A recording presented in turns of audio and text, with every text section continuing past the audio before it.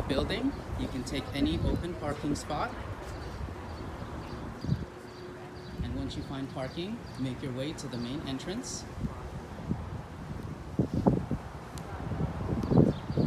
At the main entrance, you'll see the double glass doors. Come inside.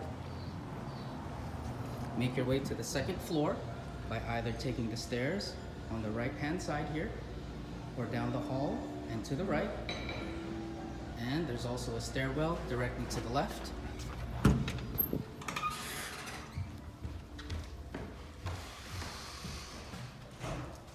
Safety Training Seminars is on the second floor in Suite 200.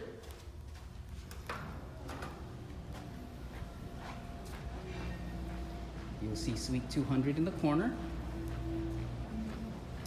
If the door is closed, enter the code that was provided to you on the keypad here. Once you're inside the suite, go straight in, make a right, go down the hall. Safety Training Seminars is all the way at the end in Suite 10.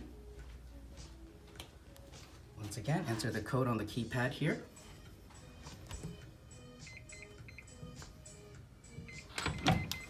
Once inside, log into the laptop and begin your RQI skill test.